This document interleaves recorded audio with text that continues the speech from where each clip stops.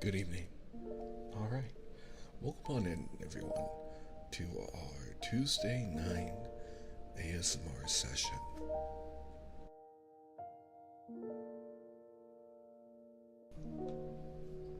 Usually on Tuesdays, we like to do reading of stories, mainly consisting of classical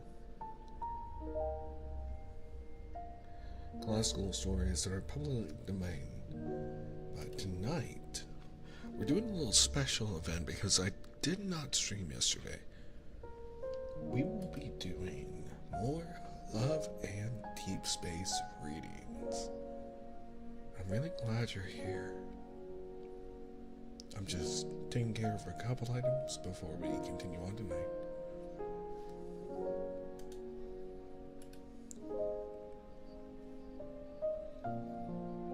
Okay, we should be ready to go.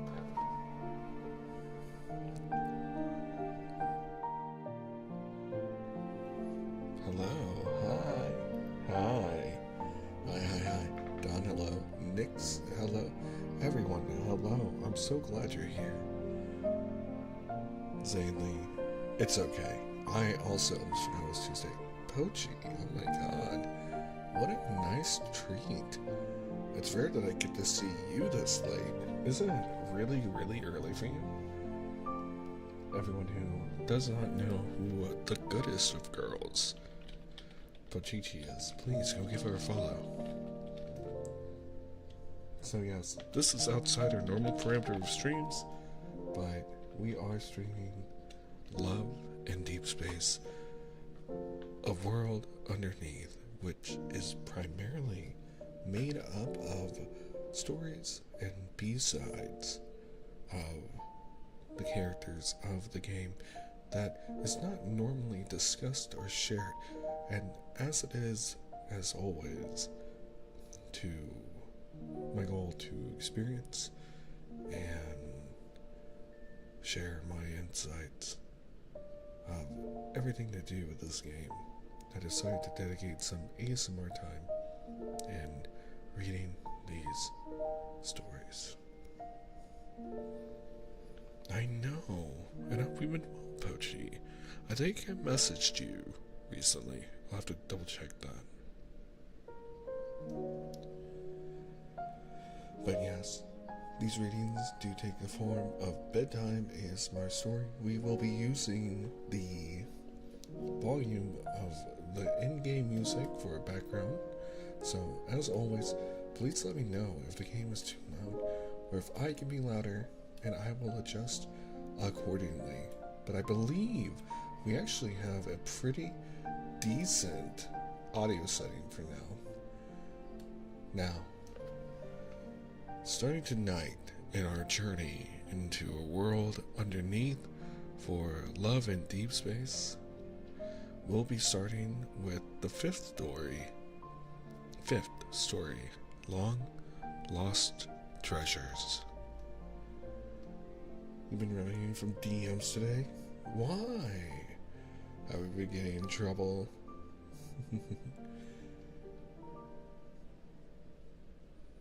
I'm sorry that you had a stressful day. I hope that you were able to relax while you were hiding and enjoying RF, which I don't know what RF stands for. But let's go ahead and dive into our story of a world underneath the unseen side, long lost treasures. Raincoat is a little restless. He parks the car near an abandoned dock and gets out to open the trunk. An unconscious, frail man, tied up in the fetal position, lies inside. He's none other than Tony, an up-and-coming director who's currently the talk of the town in Lincoln City. He's worth billions and has mysteriously disappeared while writing his next movie script.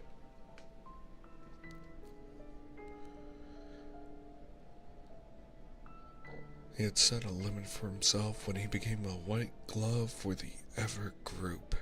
Never target public figures. This had kept him hidden for many years.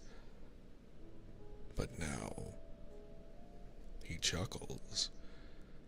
He really should renegotiate his contract with Ever for dumping such a huge job on him.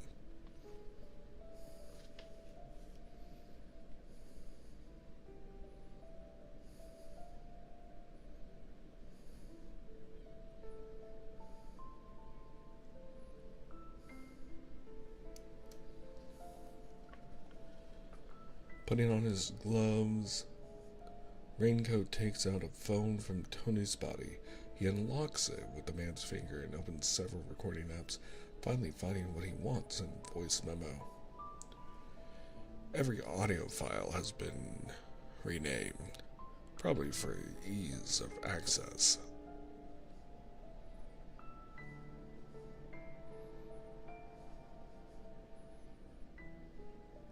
Each can easily raise this rookie director's rank on Evergroup's execution list. It never ends well for people who know too much.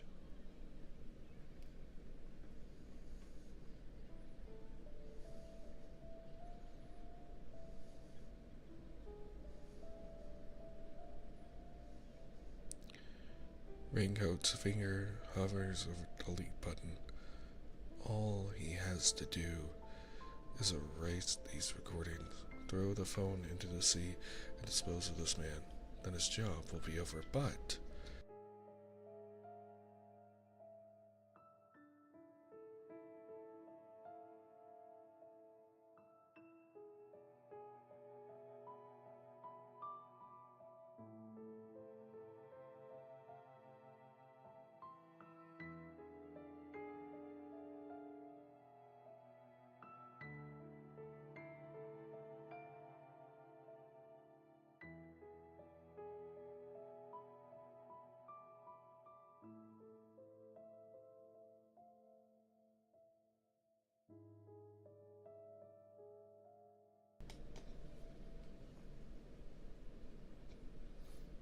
Raincoat's finger hovers over the delete button.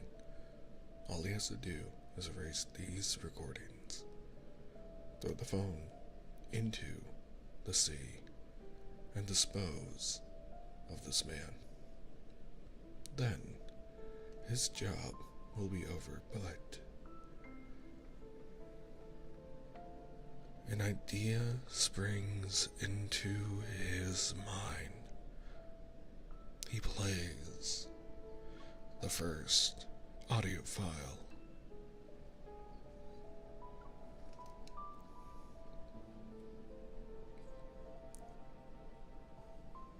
Zero 05 colon 13. That'd be great if you don't mind. Recording is a habit of mine. I picked it up at work. It's hard to keep up with the conversation if you only take notes. Did Thomas tell you? The Deep Space Academy introduced me before. Our team is preparing a fantasy-themed film. We want to use Lemuria as the setting. They said you were an expert in Lemuria, and you just returned from a trip.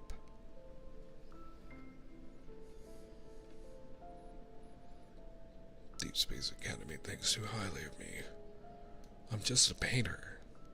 I don't know anything about Lemuria. There's no need to be so humble, Mr. Raphael. I've seen your paintings. The oceans in your work feel alive. It's very unique.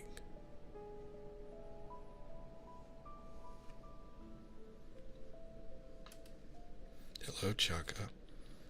A very cute cat girl just joined our stream. Although I know that she's very busy and teasing me over on her side, but we'll still give her a shout out. Because why not? She still has good girl points on her end. Please go give Chakaraka a follow. She's currently working on reaching 500 followers and is doing a fun repo collab.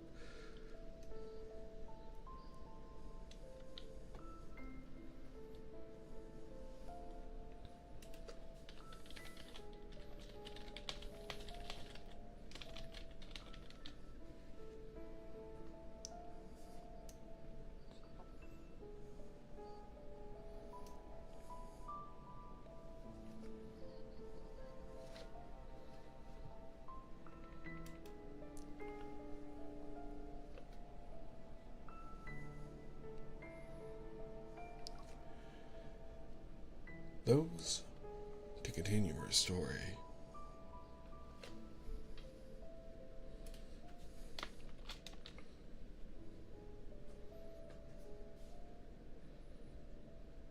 those are just normal pieces. Forget about them. Anyway, speaking of the Deep Space Academy, I heard they recently organized an archaeological team to find the ruins of Lemuria. Why don't you ask them? They should know more about more of them than me.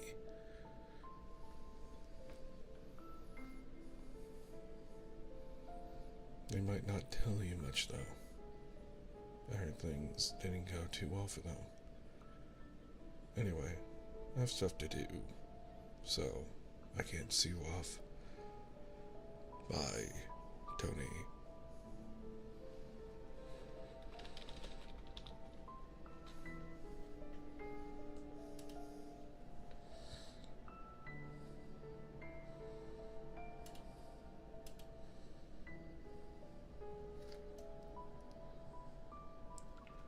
Chapter 3, Audio File number 2, Disappearance. 10 minutes, 41 seconds. The archaeological team. Oh, you've got the wrong person, Director Tony. I'm just a handyman. I stayed on the ship and organized the relics during the exploration. I never died. I really don't know the specifics, and I can only tell you what I saw. The day our ship arrived on, the 20th, I think. Miss Eleanor was the team leader. Her, Fred, Yennefer, and Professor Sean all went down in a submersible.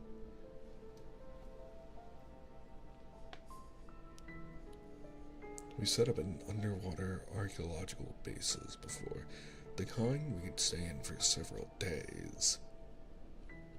Communication with the surface had always been fine. The plan was to finish and come back on the 4th, but you wouldn't have guessed what happened. The submersible didn't come back until the 11th. A whole week, you see. I wanted to know what happened. But the Deep Space Academy kept everything all hush-hush.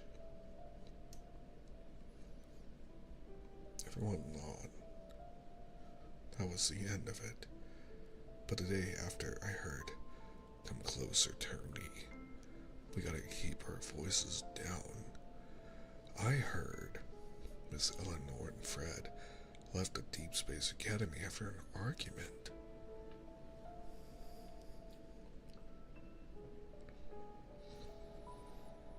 They were both senior members, so them leaving caused quite a stir. And on the 3rd day, Yennefer disappeared too. Spooky, huh? It gets worse. That afternoon, when I was clearing up her camera, I found a deleted video clip. Privately altering archaeological records is against the rules, so I immediately tried to contact her, but I just couldn't reach her. I tried contacting the others and only Professor Sean answered. He sounded weird, not energetic at all. And as soon as I mentioned archaeology, he hung up. Oh, would you look at the time? I gotta go. I have lots of reports to catch up on because of that video. I'm super busy. Goodbye, Director Tony. I hope your movie is a box office hit.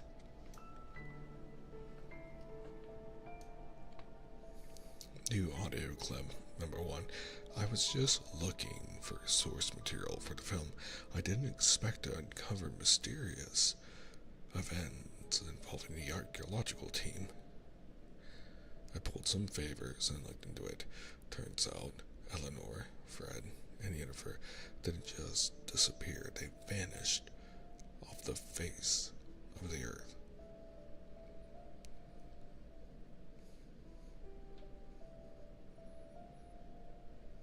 It could be because I don't have any investigative skills, but none of them have been home.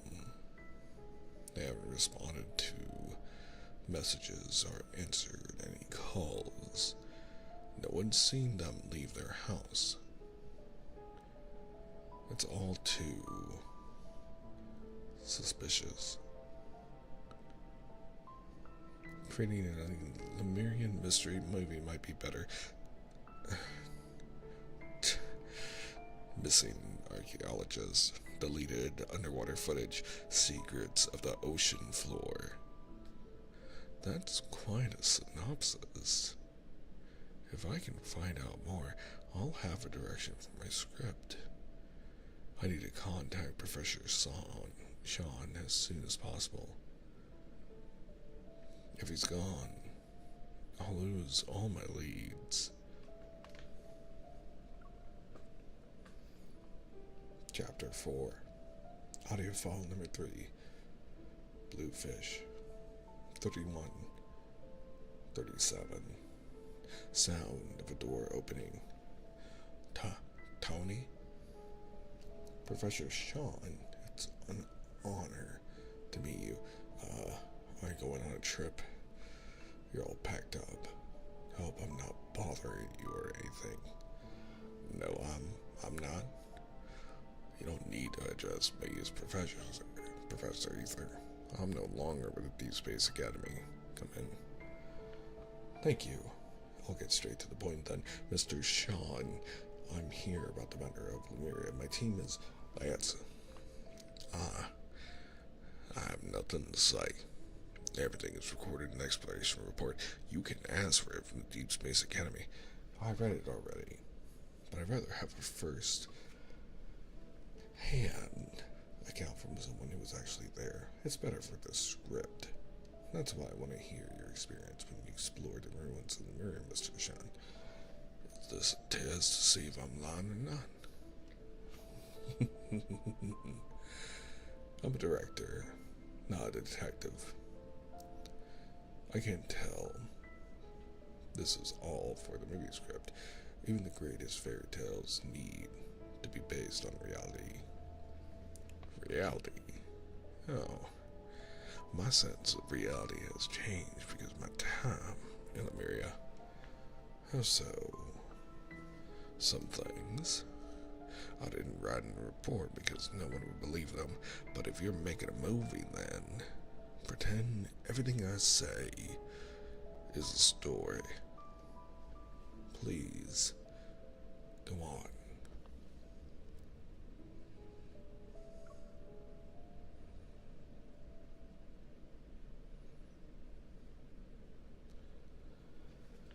On the 20th, the day the submersible went underwater, we found a whirlpool.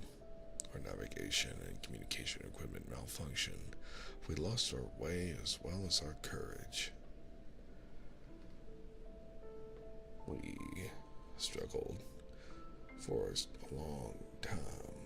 We were about to give up when out of nowhere, a school of blue fish appeared. It was a miracle. They must have been messengers from Lemuria that heard our desperation and came to our rescue. They guided us to the ruins. A school of blue fish led you to the ruins. It sounds unbelievable, doesn't it?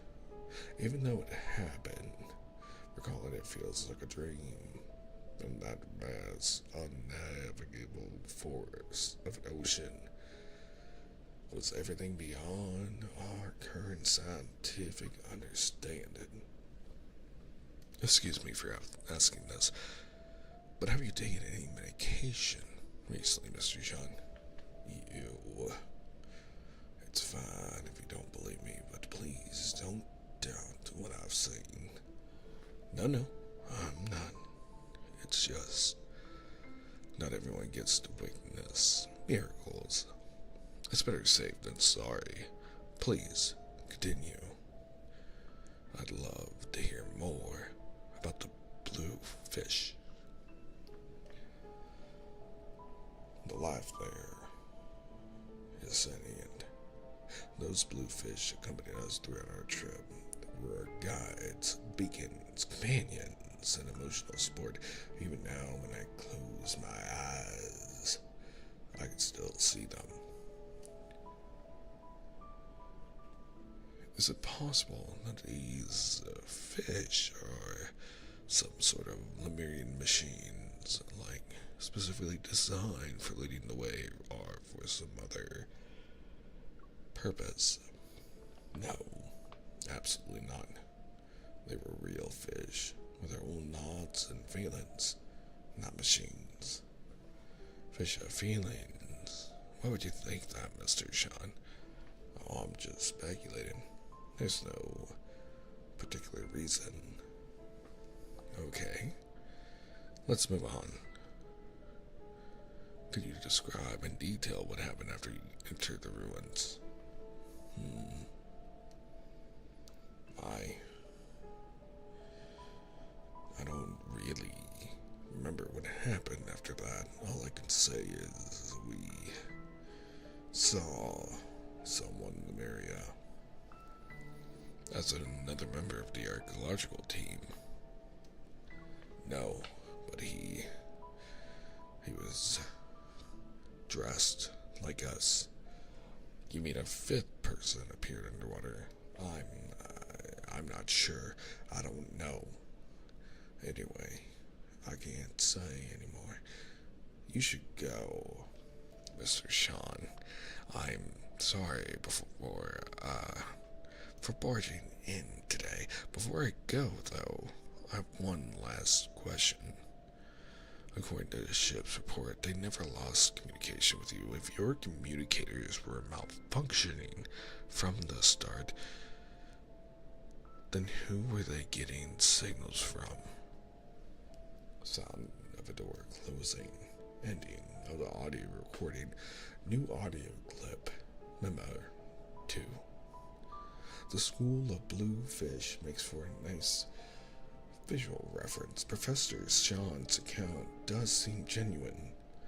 I don't think he was lying, but who is this fifth person he mentioned?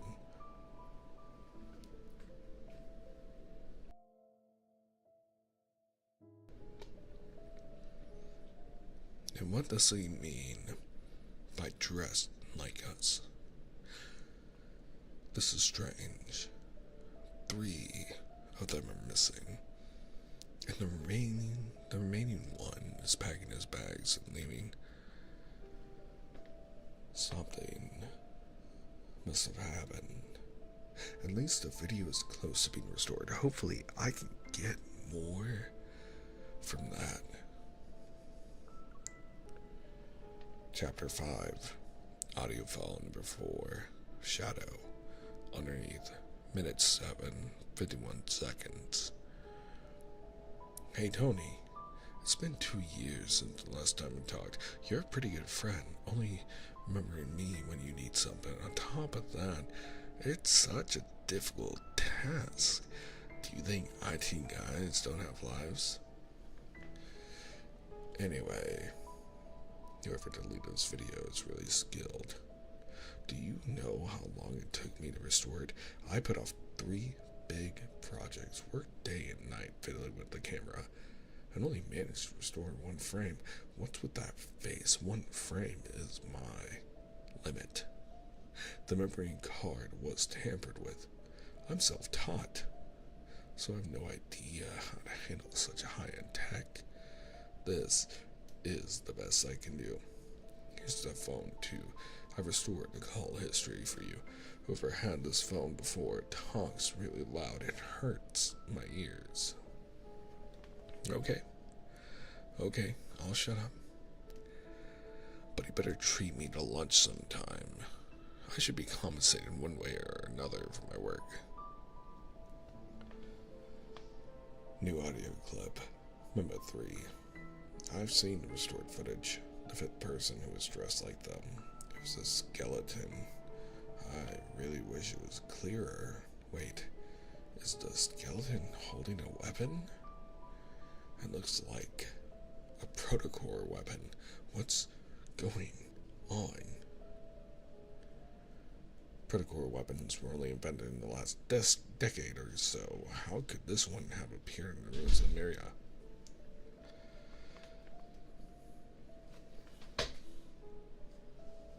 The hell was that sound? Sorry. Is it possible the underwater city didn't sink naturally? This is fantastic news. No wonder the video was deleted. Right. There's Fred's phone.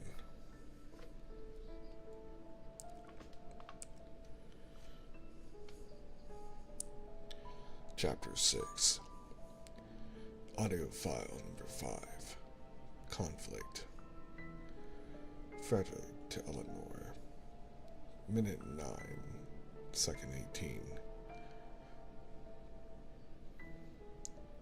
Hello?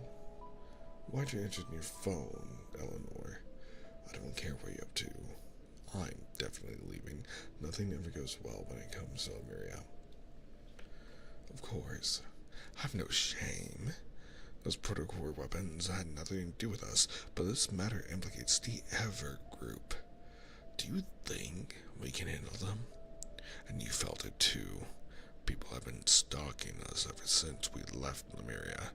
Sean and Yennefer are naive to think it's Lemuria's god, but you don't seriously believe such nonsense, do you? I'm telling you, someone's spying on us. The video has been deleted. We left the Deep Space Academy and we've been hiding every day. We've gone to such lengths to avoid being captured. So why can't you change your mind? Eleanor, you're endangering our lives if you keep looking into Lemuria. Sure, you can say you did everything and none of us were involved. But would the people from Ever believe you? Don't be an idiot. If you still have a brain, then leave the Deep Space Academy like the rest of us. Forget about everything related to Lemuria. New audio clip. Memo 4. Fred thinks Ever were the ones stalking them in the ocean. That's impossible. Why would it ever need to tell them? It's the deep sea. It's pointless. And Fred clearly said he was going to leave, but now he's missing. Did he disappear on his own, or did Ever? Law and Order is just a fool's dream.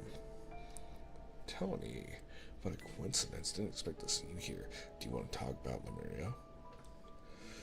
Who are you? No. The clip ends with a cacophony of noise. Then a notification pops on the screen. End of recording. He had dug up the proto-war weapon buried deep within the ruins. No wonder he got it on Ever's execution list. Raincoat loosens his tie. Just as he's about to toss the phone back in the truck, a flame materializes on his palm. The phone's shattered screen crackles in the firelight. Nice. I got both the person and evidence in one go. The voice is as silky as Bashade. He turns around to see someone in a suit and leather shoes approaching him from the far end of the dock. No wonder you're still alive and working with Ever, despite uncovering so many secrets. The son of the ocean brushes past him. Raincoat freezes, his mind racing. Behind him is the sea. While he's been looking at where the man is standing, can he have come from the sea?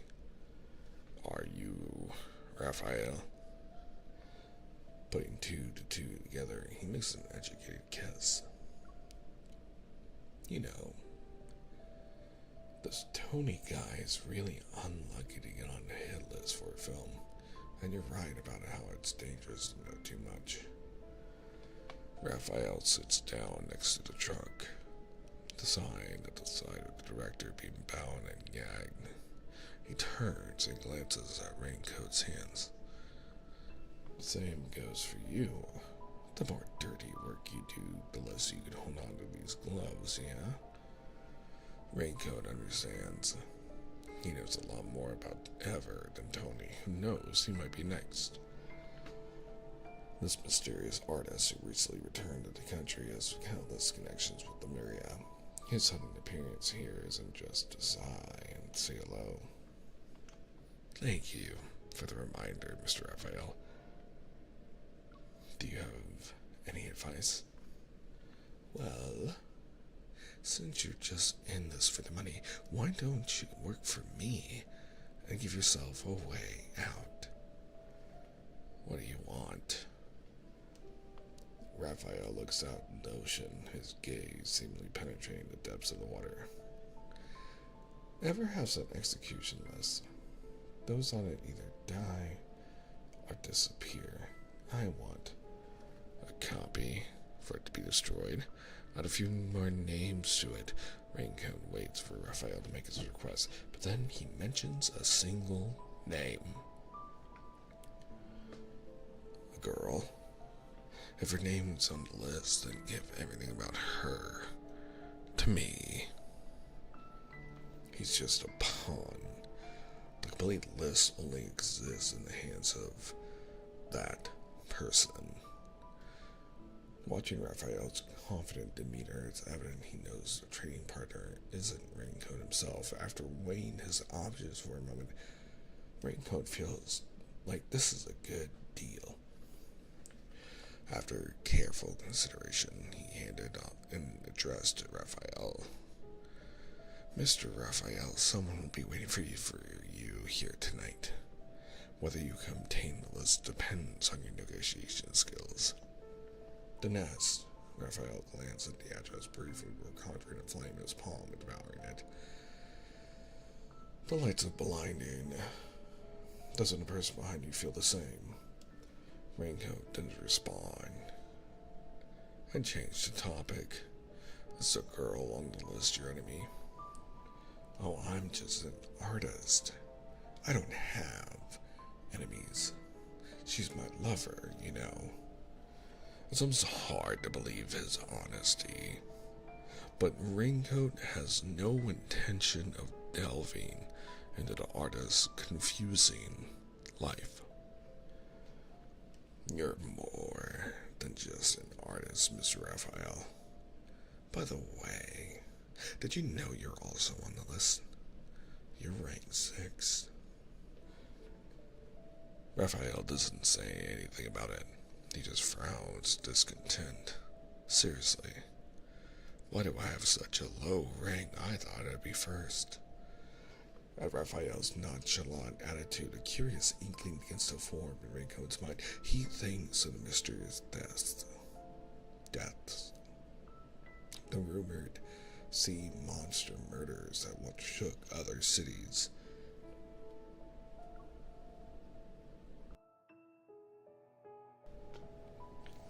Then, he thinks of the many outsiders they have a group called research samples that he and other raincoats had dealt with. After thinking for a few seconds, the raincoat calmly asks,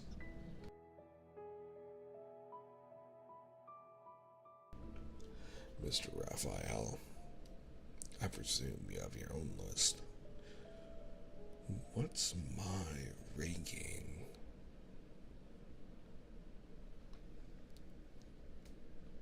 Raphael waves his hand. You won't make it onto my list for a while. Maybe one day, though. By the way, let the director go when he wakes up. It's better if you have less blood on your hands. Raincoat shrugs. Then, here's to a successful partnership. Should we shake hands? I need my hand for painting, so no. Raphael shakes his head, stands up, and walks away.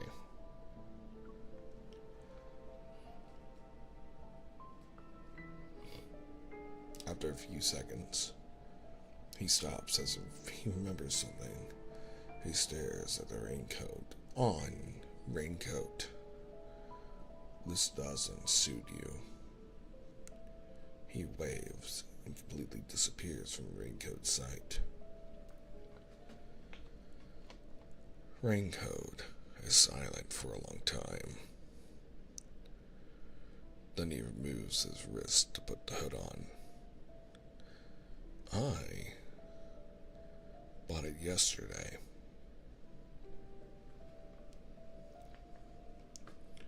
That brings us to the end of our first story for the night, Long Lost Treasures.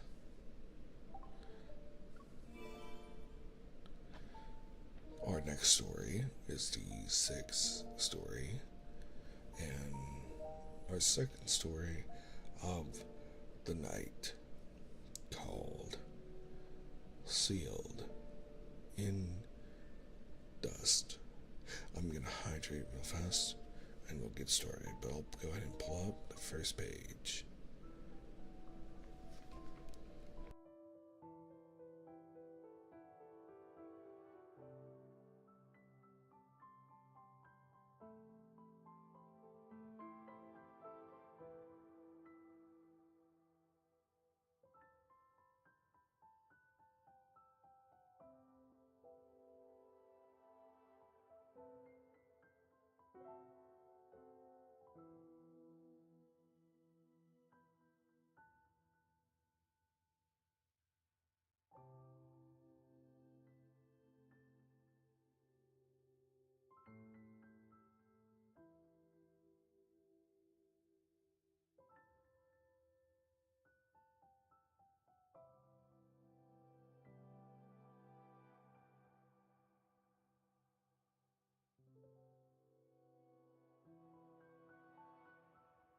Also, double check up shit. Let me give that letting.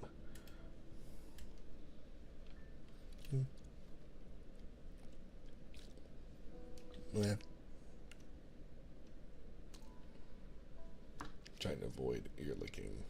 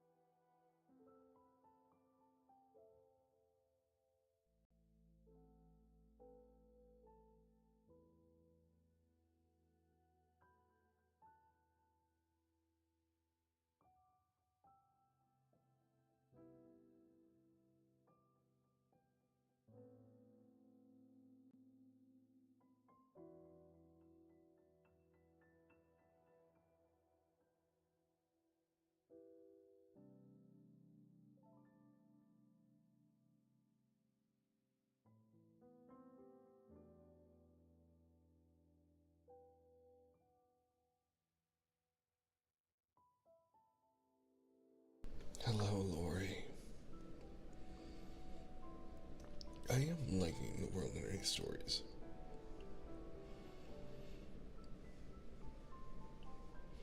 But I'm glad that my streams can be a revisitation for you and others.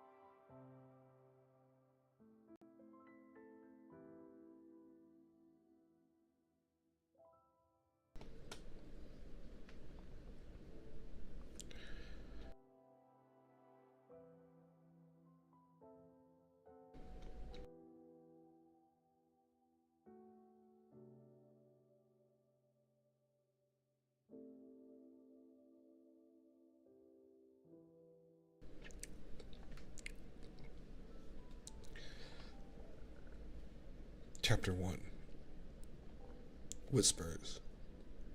Starting with our story of Sealed in Dust.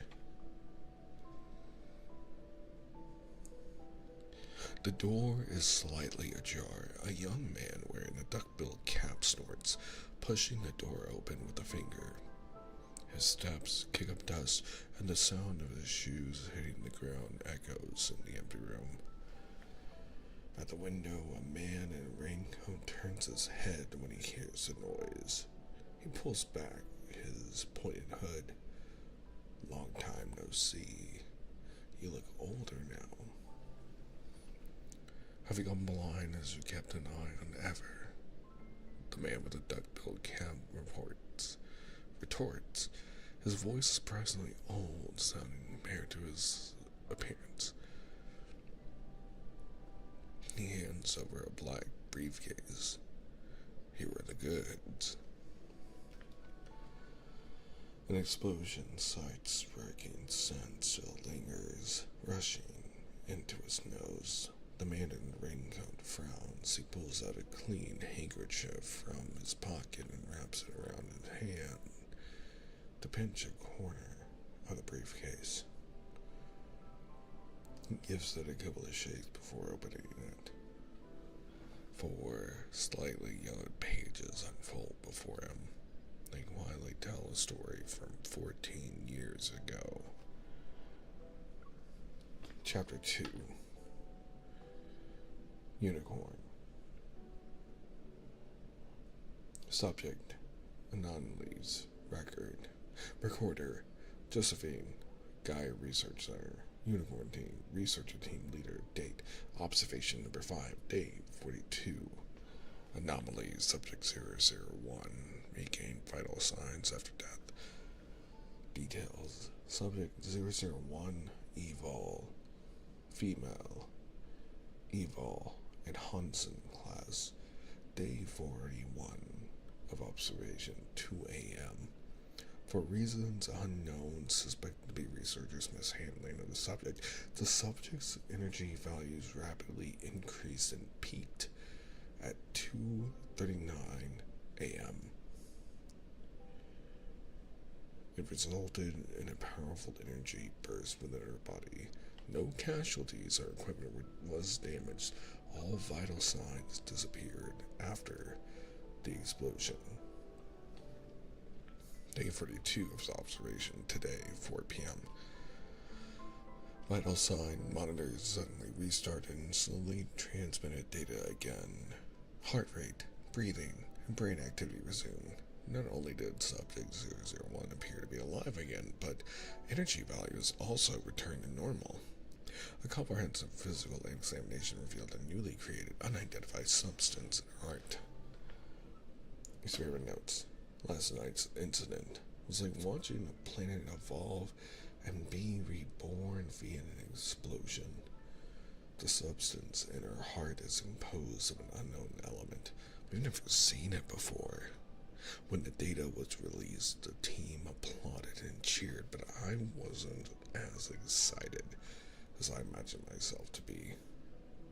My intense curiosity overshadowed the joy of achievement. If she has a non-existent element, then what kind of existence is she? Outside the observation room, Phil asked what we should call this element before we had the right to name it. Everyone gathered around him, and Ether became the most popular, irresistible candidate. Using that, the unidentified object in her heart composed of ether was dubbed an ether core. After calming down from the excitement, we began to look at her resurrection. Phil quietly asked me if this could be considered a resurrection from death. Everyone knew very well that the best way to study her resurrection was to kill her again. If she woke up once more, then we can confirm that she's truly a unique miracle of life in this research center. She's just like a mythical creature long sought after and believed to exist only in our imagination. A unicorn. A fantastical, beautiful creature.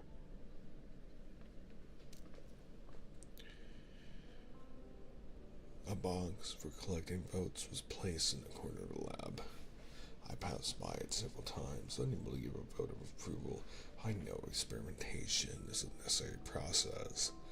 She holds too many secrets that are worth researching and carries an unpredictable amount of energy. Yet, despite my desire for knowledge, I still can't ignore the fact that she's a child. Chapter 3, Observation Log. Observer, Josephine. Entry number 1.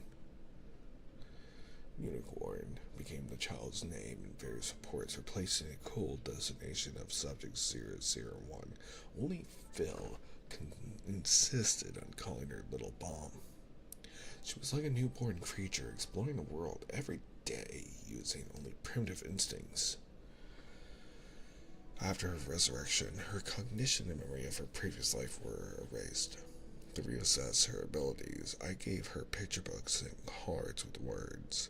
She quickly passed my test with flying colors, performing better than children her age.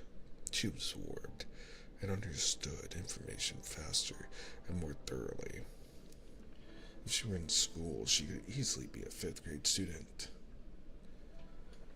Entry number 2. In terms of the eVol experiment, we can only hypothesize from a numerical perspective. Before she used eVol of her own accord, no one could be sure how the resonance eVol would manifest. Only once did she use resonance unconsciously. The target and range were unclear. Phil has the acoustic transmission eVol. That day, everyone heard him talking on the phone with his girlfriend as if he were a broadcaster. Entry number 3. Following the voting results, we began our experiment to kill Unicorn in observation unit yesterday. We also prepared emergency measures. The same situation repeated itself. The energy inside her was stimulated to peak faster than last time, which led to a more intense energy burst. It even spread outside the observation unit. Subsequently, all vital signs disappeared, and she entered a state of death as we typically understood it. The shrill alarm of the life detector went off, and I realized my right hand had been tightly clutching the back of my left hand. My forehead was also covered in sweat. I was worried the child would never wake up again, but in this research center, being attached to a test subject is prohibited. This morning, under the ether's core's influence, she opened her eyes again, as expected. Phil breathed a sigh of relief. So did I. I wanted to apologize to the child, but I knew that for her, I had woken up again. The world was a brand new place. She doesn't remember any of us. However, what was more intriguing than her blank slate of an emotional state was the ether core's energy in her heart. With the reawakening of her consciousness, it had become stronger. Chapter 4, Post-Catastrophe Journal. Day 49. Post-Chrono Rift Catastrophe. Sunny. Observations on Unicorn had yet to enter Phase 6 when the Chrono Rift catastrophe changed the world. The Gaia Research Center couldn't escape the destruction. When it rescued from the ruins, the child was nowhere to be seen. She might have escaped when the observation unit was smashed. The EVOL police who helped in rescue efforts said they haven't seen the child I described. I imagined many possibilities, but I was certain she was alive. Days after the disaster, I finally found her in a shelter. When I took her hand, I heard her call me Grandma. I never taught her that term, nor had she ever called me that. She didn't recognize me either. The days in the research center had once again disappeared from her memory, yet the seemingly instinctual trust and closeness she showed me made me feel as if those forgotten days were always there and visibly linking us all together. I asked her if she wanted to come home with me. She smiled and nodded. In the research center, the moment I pushed her into observation unit, it felt like a horrible nightmare. Now, holding her soft hand, felt like I grasped the redemption bestowed by fate. Day 75. Post-Chrono Rift Catastrophe. Sunny. Our lives have calmed down. Yet she still forgets things from time to time. Her memory is like a faint signal, intermittent and sometimes wavering. So I took on the responsibility of a true guardian and cared for her. I don't know how to describe my current feelings. I never had a child, nor did I ever imagine having relatives. It's always been just me at home, but with her and things have started to change. Chapter 5, Journal Entry 4. Day 134, Post-Chrono Rift Catastrophe, Sunny. Her condition has improved a lot recently. She's less likely to forget things. Perhaps it's because her condition is stabilizing, but I'm still worried and want to check her in the ether core. However, I'm unable to contact researchers who knew of her existence back then, including Phil. Strange. Maybe Ever's research center called them, or I don't know. Looking back, Ever's investment in Gaia wasn't simple research. Our life form observation project was not just for observation. There must be a bigger scheme. At this point, the only person who I can turn to is Dr. Noah. In the field of cardiology, he's the leading expert and the only one I can still trust. The data after the checkup shows the energy peak in her heart is only half of what it used to be. What happened to this child when she faced that Chrono Rift catastrophe alone? When I steadily asked her, she just shook her head, showing neither pain nor sadness on her face. Seeing her reaction, I suddenly felt that maybe forgetting isn't such a bad thing for her.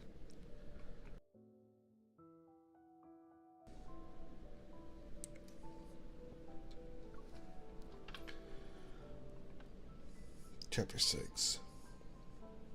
Dust. Is this it?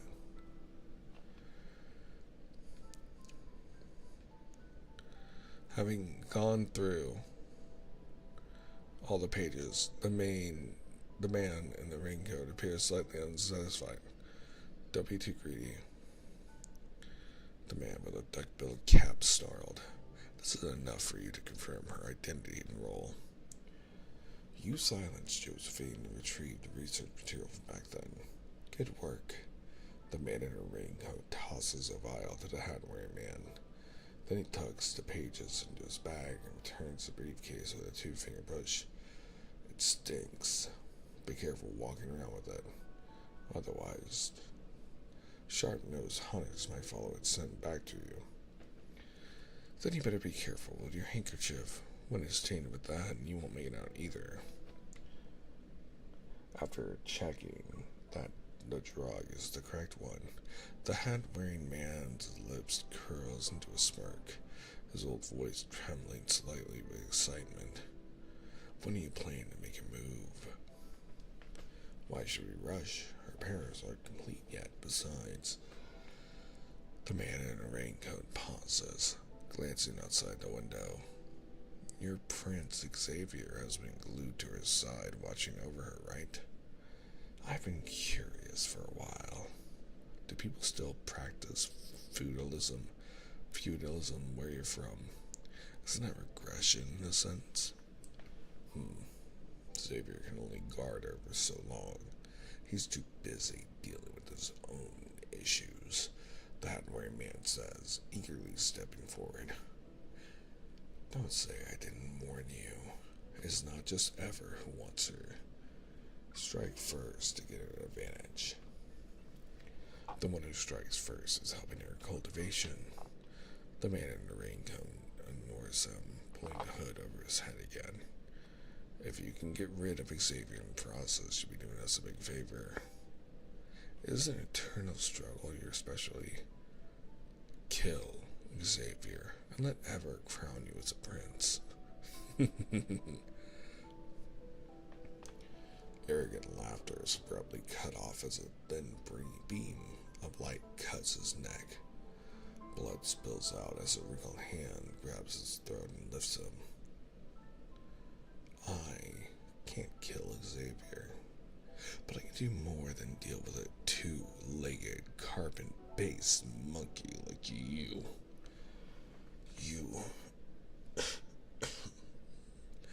Kill me then. But how long can you survive in this era? The man in the raincoat faintly smiles, his trembling fingers pointing at the drug in the hand-wearing man's hands. Then a scoff resounds near his ear. He's thrown into a corner. Tell your masters that they better get their hands on her fast. Based on my experience, her existence isn't as simple as the observation records suggest.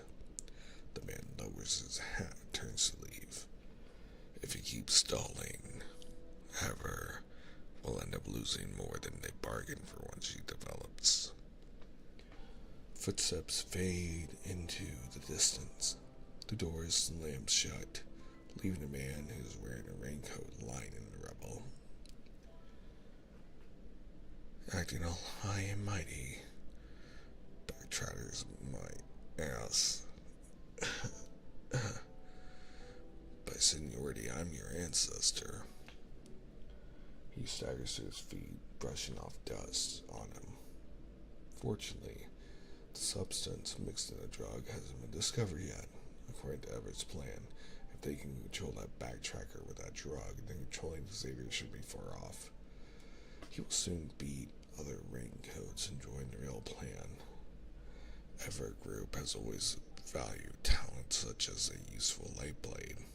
I can't let it break so easily. Since Unicorn's power isn't complete yet, it's perfectly fine to let her absorb some power. Xavier's specifically. Letting his light blade serve her, becoming the strongest weapon in her hands, is something Residence Evil can easily achieve.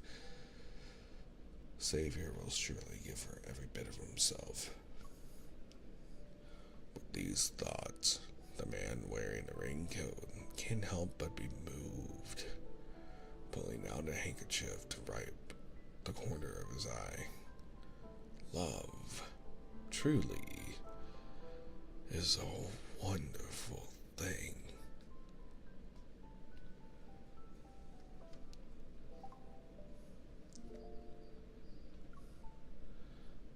Switching to, I believe might be our final story of the night.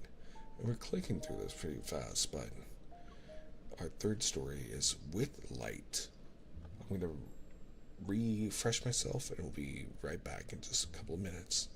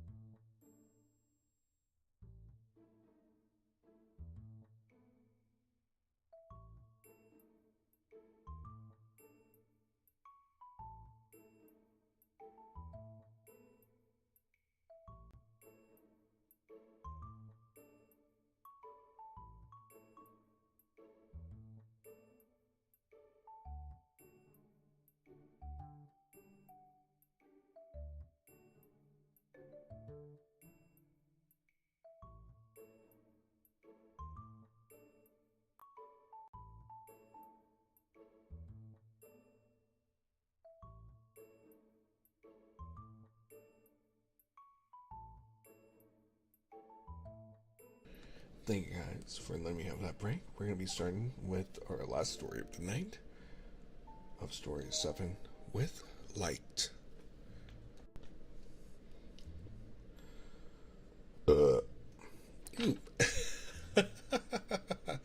I'm sorry, I thought I was muted, but you know what? That's what happens sometimes. Um, and what happens when I like try to chug a bunch of water? Anyway, apologies. I'll go back later and edit that out.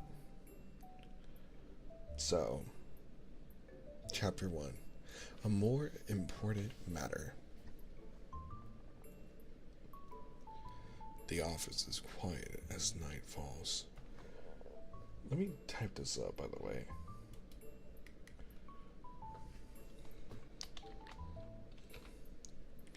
There we go.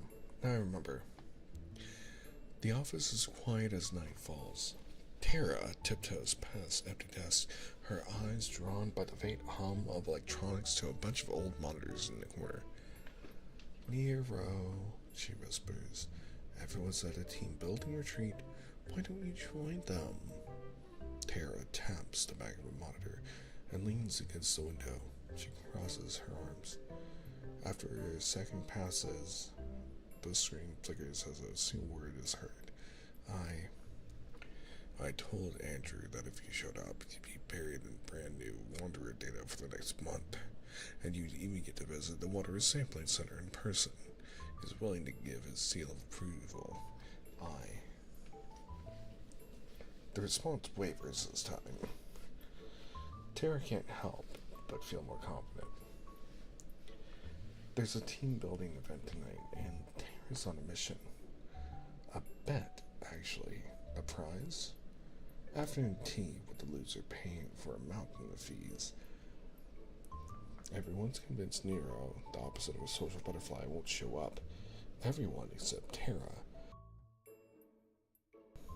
She believes she has a knack for persuasion, and with Andrew on her side, her odds are looking good.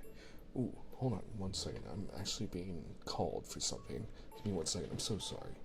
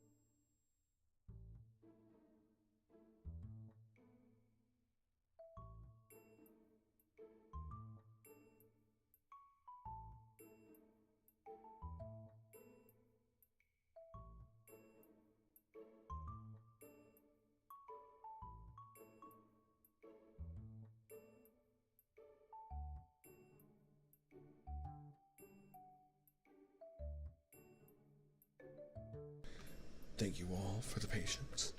Sorry about that. I was just making sure a few doggos were okay. Had to make sure a few pups were just fine. Anyway, I didn't want them barking in your ears. Tara's on a mission. A bet, actually, the prize. Afternoon tea with a loser paying for a mountain of fees. Everyone's convinced Nero, the opposite of a social butterfly, won't show up. Everyone except Tara. She believes she has a knack for persuasion. With Andrew on her side, her odds are looking good.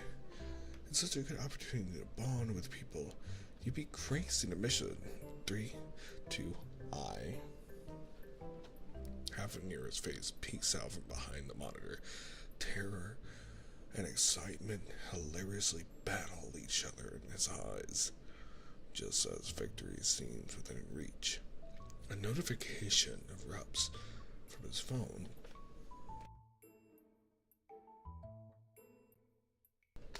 Nero grabs it, his face draining of color as he reads it. No, I'm not going. Tara's smile evaporates as Nero makes a beeline from the exit. What could possibly be more important than a chance to see a rare wanderer closely? The answer arrives like a fly on her phone. A notification pops up from the group chat called Spilling Tea, and it's a bombshell. Lincoln citizens are holding another poll for their top 10 hunters. After 7 days, will that man still reign supreme as the strongest hunter?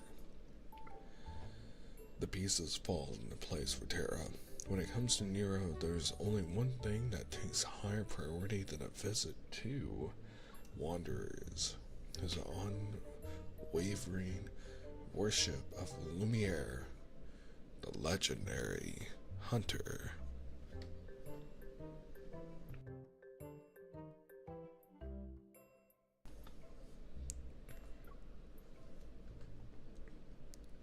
Chapter 2.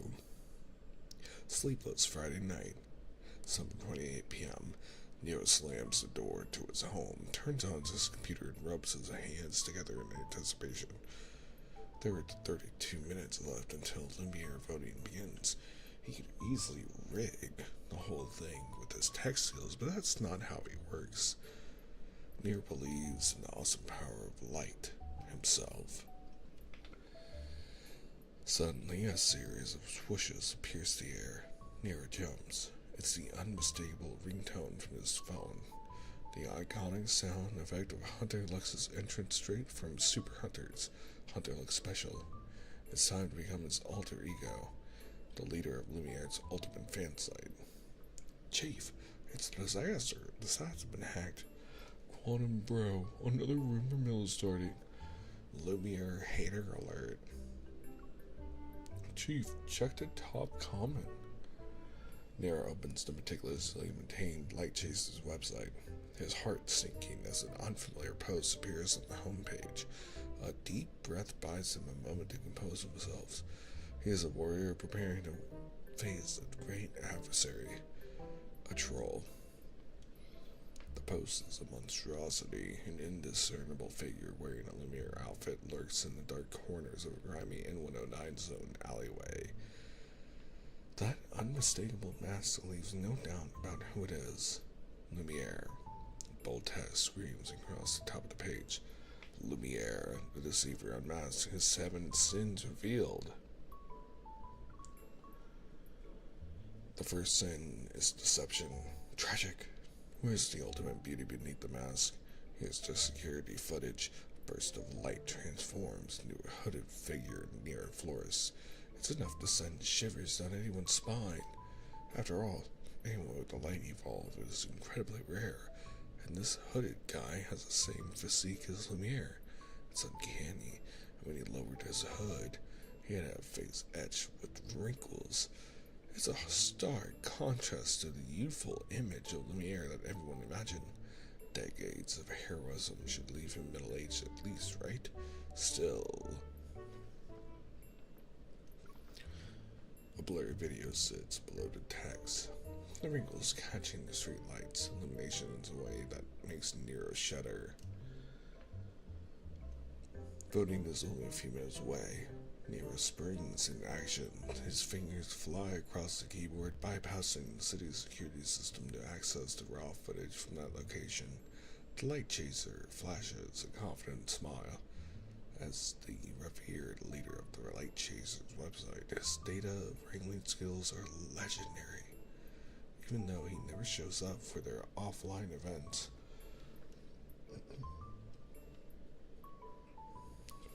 A calming message flashes across the site. It's okay, everyone. I'm on the case.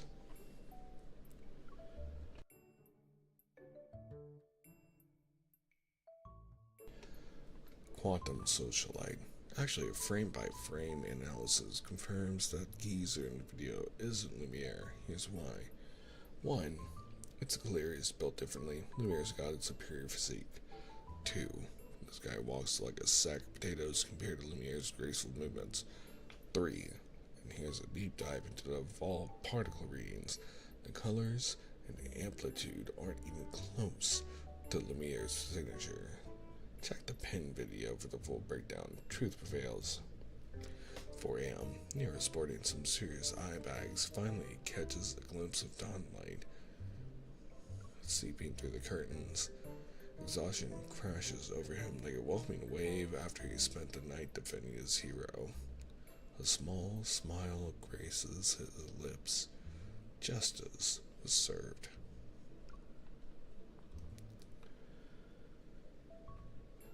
The second sin is pride. Ridiculous. Does Lumiere even care? A new day, a new sin to expose. Let's hear what this old Light Chaser has to say. Here's a disgruntled voice, disguised by a voice changer, ranting about a night of dashed hopes. That year, an insider tip promised Lumiere's appearance at the grand opening of Azure Square. Thousands of fans shivered in the spring chill, only to be left disappointed. This self-absorbed guy doesn't deserve their devotion. A memory flickers to life. Nero, a scrawny 10-year-old, back when the high-speed railway was a dream, remembers his dad planning the grueling 7 to 8 hour drive to Lincoln City. According to rumor, Lumiere would appear at Azure Square, but the Hunters Association dispelled this rumor, so he stayed at home. Something was off. Oop! Even the association wouldn't have Lumiere's personal info. Where did this insider tip come from? Nero activates his expert mode and scours the web for traces of this old rumor. Finally, buried in an outdated private forum's back-end database, he stumbles upon a message. We must construct the illusion of truth, spread the rumor, and we can force Lumiere to show up. Quantum Socialite. Actually, the Hunters Association issued a notice 3 days before the opening. They said Lumiere wouldn't be attending. It's still on their website. Now, let's talk about real pride. These chat logs should clearly show people were spreading rumors even after the official announcement. They were basically trying to guilt trip Lumiere's fans into forcing them to appear. These people don't deserve to be light chasers.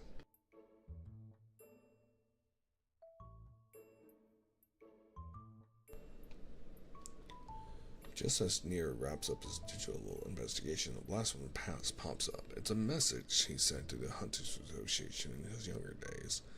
I really want to meet Lumiere. And nestled among the few responses is a gem. Instead of looking up to the light, why not become a light that illuminates the world for others? The memory sparks a familiar warmth. It was the summer he decided to become a hunter himself. The third sin is sloth. Shocking. Lumiere actually sleeps with wanderers. You thought Lumiere was different? Here he is sharing a cozy nap with an enemy. Look closely. Doesn't that glow next to the hurt knave look familiar? The photographer claims he stumbled upon the scene. Lumiere supposedly vanished the moment the picture was snapped, and this incriminating evidence was left behind. Quantum Socialite. Talking about wanderers in front of me is like teaching a fish how to swim. As an intelligentsia type wanderer, Hurricane Knave can influence the hermit psyche. Being attacked by a Hurricane Knave means the victim can be trapped in an illusion. It's extremely dangerous. But if you look closely at the Hurricane Knave hands, you'll see light coves. The crystalline blade has also lost its shine, indicating his protocore injury has been depleted. By the way, this photo was taken at 2:37 a.m. while we were sleeping. Lumiere was out there battling wanderers to protect us. He was exhausted from his efforts. He wanted to rest after his victory, but he was disturbed by you, an unethical photographer, and had to leave. It can get chilly at night. Please cover Lumiere with a soft blanket next time to keep him from catching cold.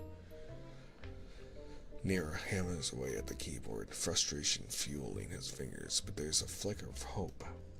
The photo of the Hurricane Knave is undeniably real, and the curl-up figure sparks a strange joy. He doesn't know why the flash of light that supposedly belongs to Lumiere feels familiar. It reminds him of a similar light he saw behind the monitor at the Hunters Association. It was but a fleeting moment when he was alone. Where did that light come from? The next 3 days drag on.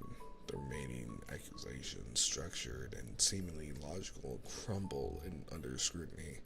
Nero blasts through them with official data from the Hunters Association's public platform. There was no need for his expert skills this time. The fourth is in his greed.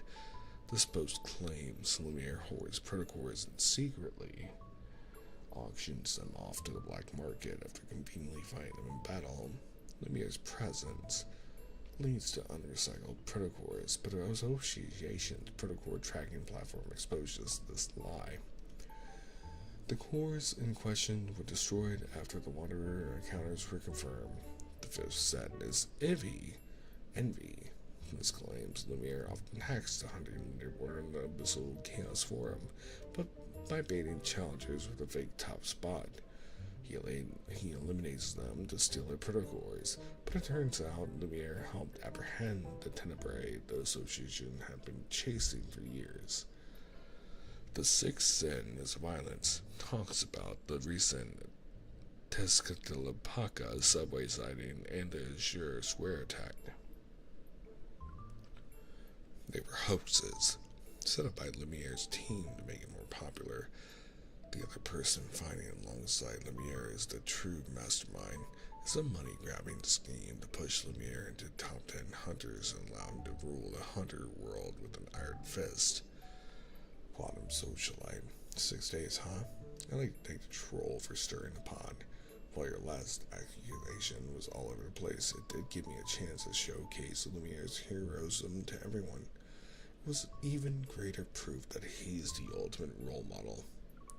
But amidst the flurry of denials, Nier obtains a detail from some classified documents, whether it's the destroyed protocols, Tezcatlipoca's return, or the Azure Square attacked. All these events involve one person.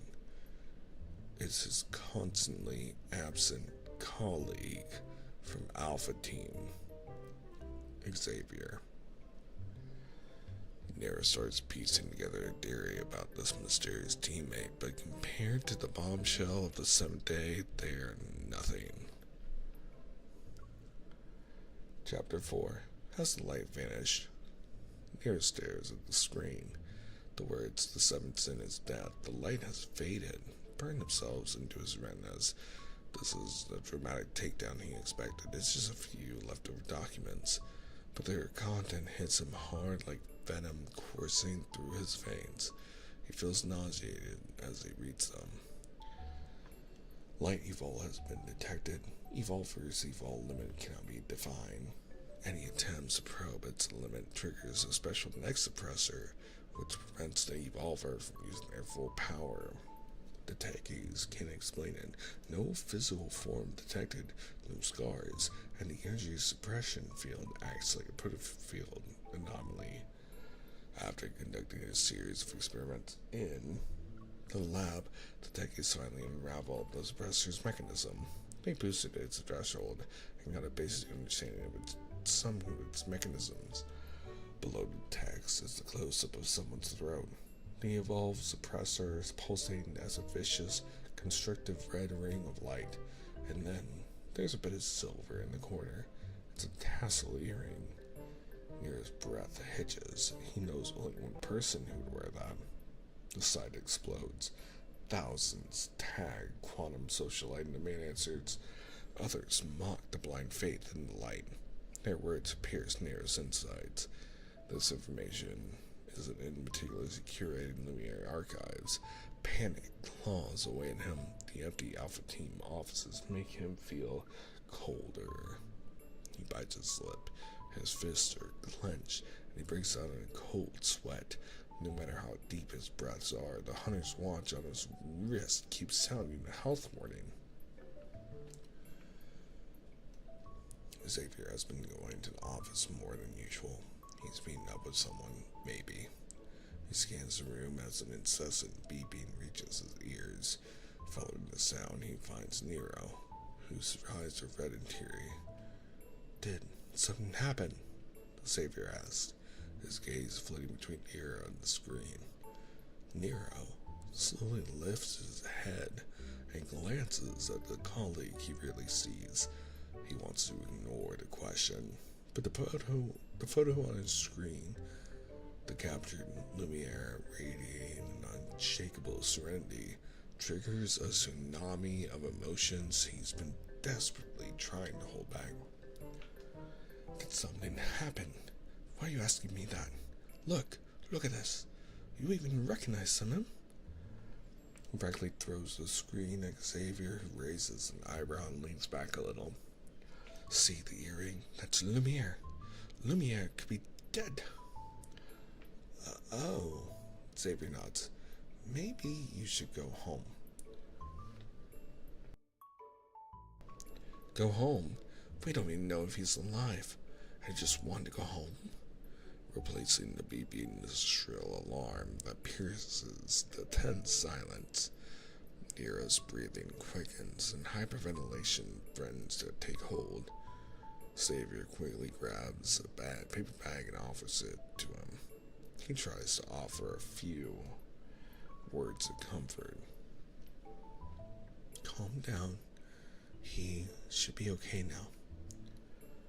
Nero glares at Xavier, his gaze capable of melting glaciers. He snatches the paper bag and buries his face in it. His shoulders slump, and a defeated sigh escapes his lips. You don't understand him at all.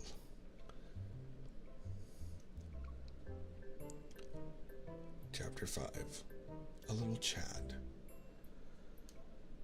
2 weeks of nail-biting anticipation finally culminate as the latest top 10 hunters list is released. Unsurprisingly, Lumiere reigns supreme once again with even more votes than previous years. But a new name throws a curveball. Quantum Socialite Rockets. Oh my god. Hello, Eddie. Welcome on in and welcome on viewers. Thank you so much for the raid. And sorry if that was a really loud OMG for me. We're currently doing some 3DIO ASMR reading of Love and Deepspace lore. If you guys don't know who I am Chris Nekomata. Usually I am not this cozy and stuff. I'm usually playing like a variety of games like Outlast Trials or DBD or Persona 5 or Uma Musume or a bunch of variety games. But on Tuesdays and Thursdays we like to do a little bit calmer stuff and do a ASMR stream where I like to do some bedtime storytelling. But let me shout you out real fast for everyone who's hanging out with me. Eddie, thank you so much for this raid. Jeez, what were you doing tonight, bud? Also, when are we gonna play Outlast Trials? I was excited the other night. I missed my friends. But yes, everyone who's over here hanging out with us, if you don't know who Eddie is super, super, super cool. I know, it's okay, I'm just teasing. But please, go give Eddie a follow. He's a super cool sleep sprite. And a really awesome gamer who I love playing games with. So I'm excited to play games with him again. And Eddie, if you can do some post-stream care, please do so. Your raid has actually unlocked a bonus little storytelling for us tonight, okay? I usually only do 3 little stories, but you know what? I will spoil everyone tonight and do a bonus story of Love and Deepspace. Don't they make a medication in which you can take something called Beano for milk and like get a milk enzyme?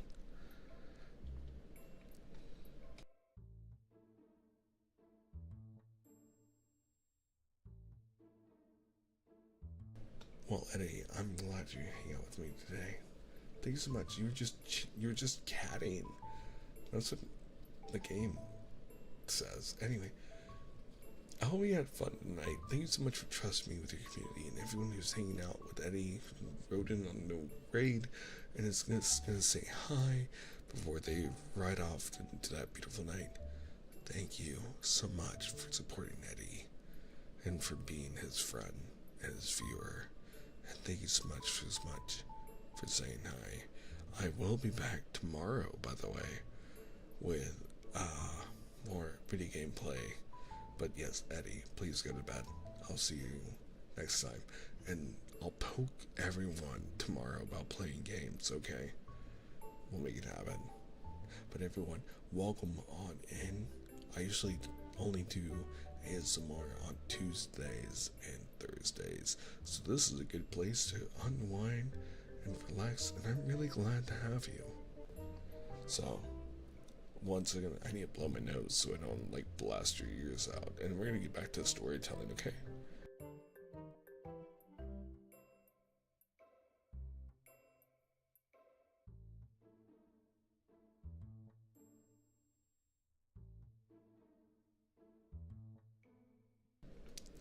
So, what we are reading tonight are stories from the hit Gacha Otome game, Love and Deepspace, which really, if you have played Honky Tonk Badonkadonk Star Rail, it's basically the woman's eyes equivalent of that game.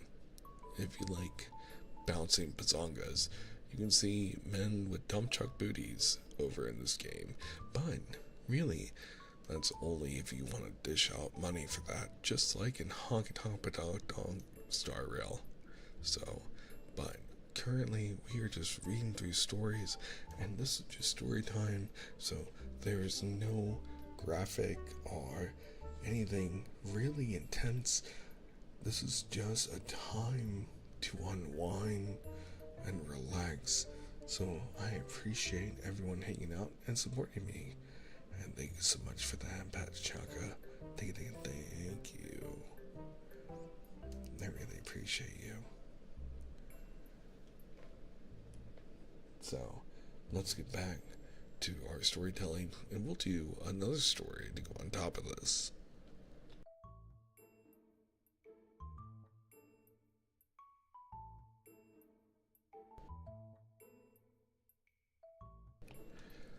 Chapter 5.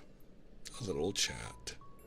2 weeks of nail-biting anticipation finally culminate as the latest top 10 hunters list is released. Unsurprisingly, Lumiere reigns supreme once again, with even more votes than in previous years. But a new name throws a curveball.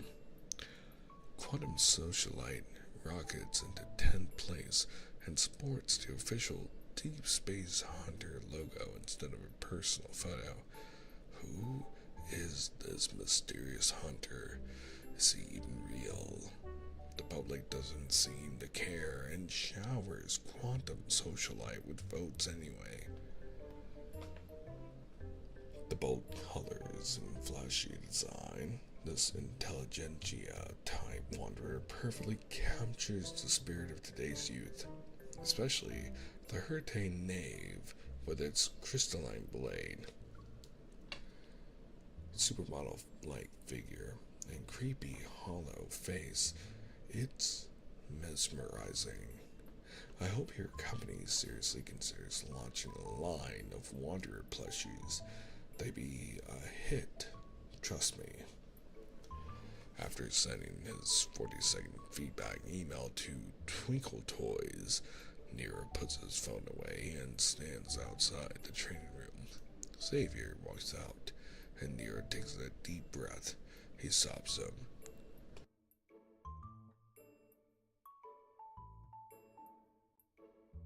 And I will stop myself to give everyone a mlem. I'm very happy to do so. Thank you so much, Chaka. This one goes out especially for you.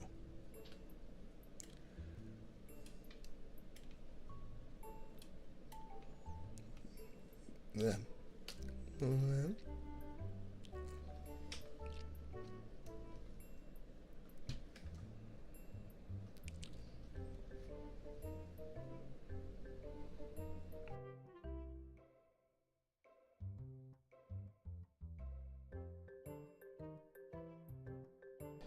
I apologize for those who don't like mouth sounds.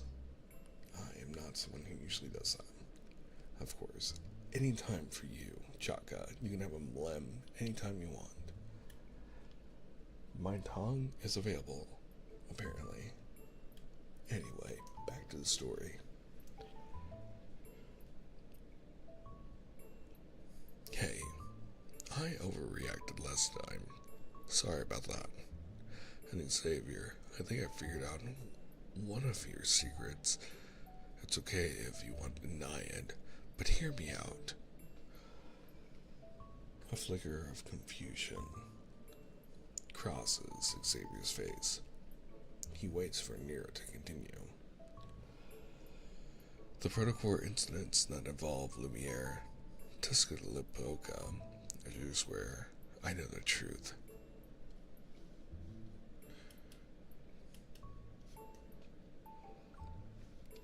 Your Lumiere. I know a surprise appears on Xavier's brow.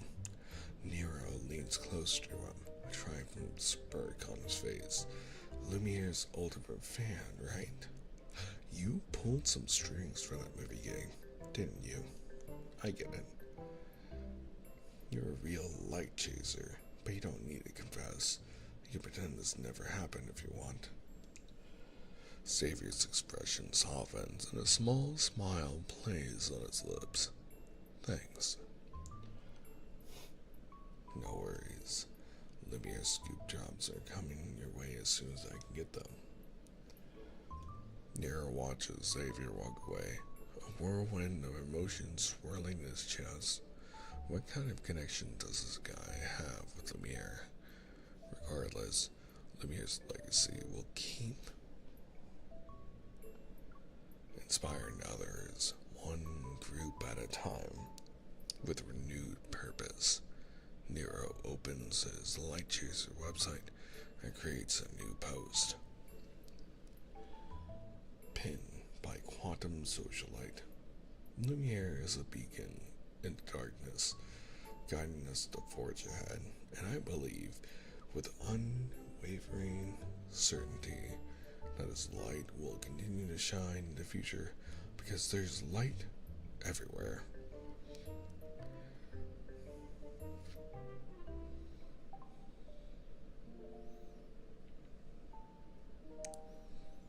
Now, we have a minute, but I'm just here to say again,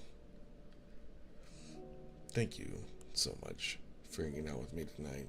I'm really glad to be spending time with all of you. I will not be taking a break.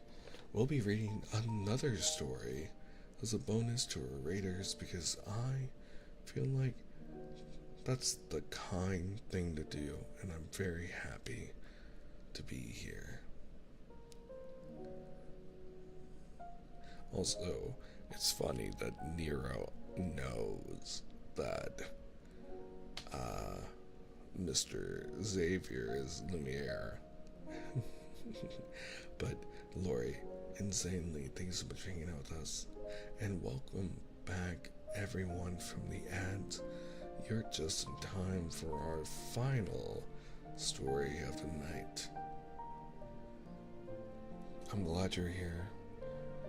We're going to be concluding tonight with reading the story Micro Universe. And then I will send you all to a bunch of very lovely people. So please stick around. And thank you so much for your time. I'm glad you're here. Thank you.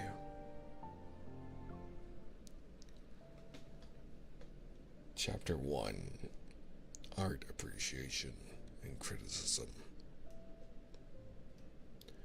The Gaia Research Center looms before Michael.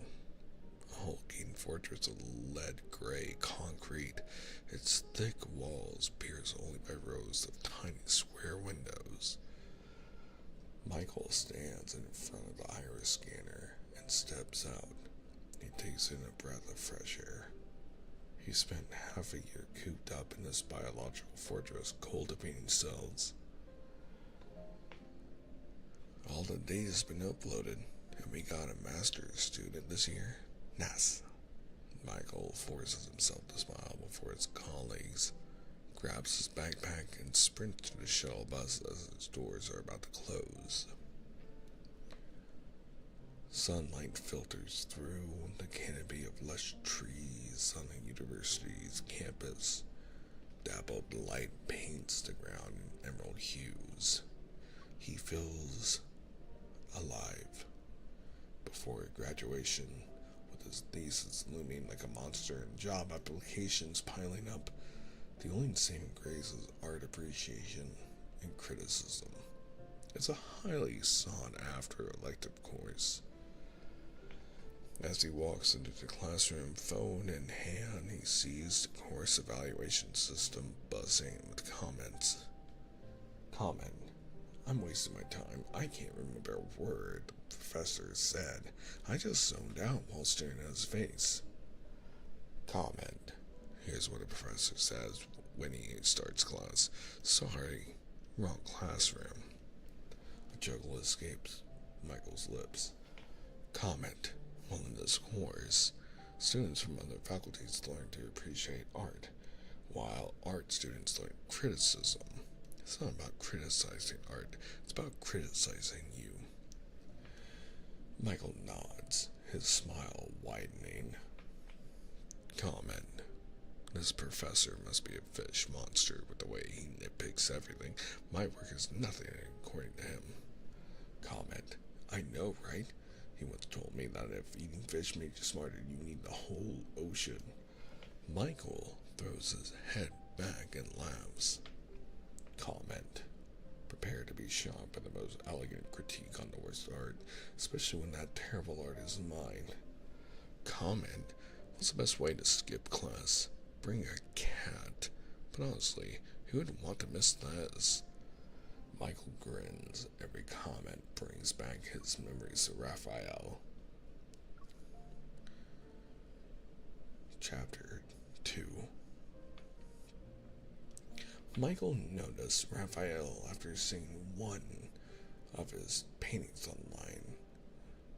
He couldn't grasp it on a professional level, but the colors vibrated with a beauty he couldn't deny. Arriving for the first class, the room was bursting with activity.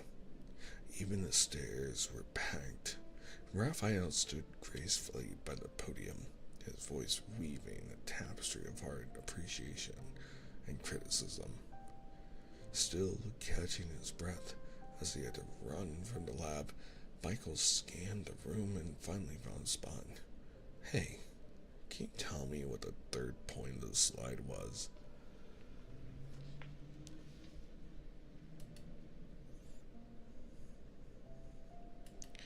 Michael pulled out his laptop and nudged an engrossed classmate who appeared surprised. Seriously, you're here for art? Michael didn't know why the energy in the room was infectious. Laughter rippled through the crowd as Raphael threw out another witty remark. The gloom Michael had brought from the lab instantly disappeared.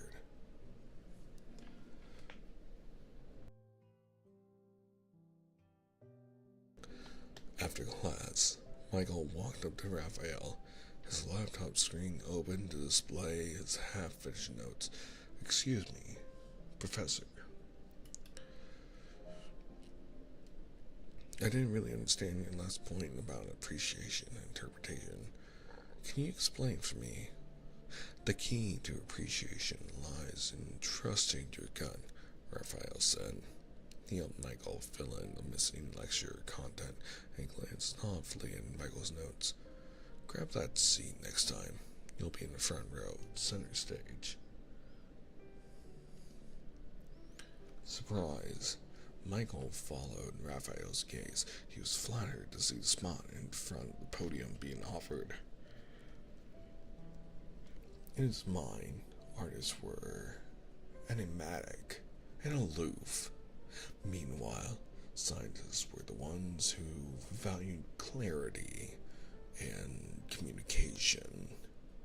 Earlier that day, a harsh scolding for questioning an overly aggressive experiment in the lab left Michael jaded. He never expected solace to come from a seemingly sharp-tongued artist, but quickly discovered that Raphael needed his notes as a reminder. He was prone to lose his train of thought mid-lecture. Whenever Raphael's eyes met his, Michael flipped around his laptop screen, his notes typed up in large font for easy reading. It happens when your ideas get a little too tangled. Michael tried to explain for Raphael, then recalled the first painting that captivated him. The unforgettable colors and abstract patterns echoed the playful doodles he used to create in pastry dishes.